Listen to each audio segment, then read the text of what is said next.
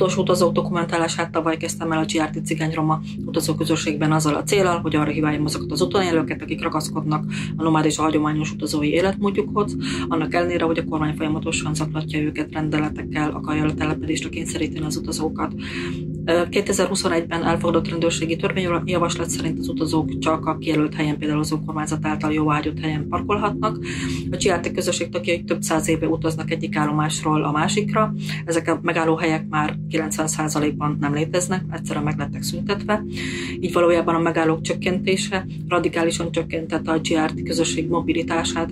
Azt gondolom, és nem túlzok, ha azt mondom, hogy veszélyben van a kultúrájuk szerves részét képző GRT közösség életmódja, azaz maga a nomád élet. Képeimmel inkább a szabadság érzését és a nomád élet szépségét szerettem volna kifejezni, mint sem a nomád élet nehézségeit.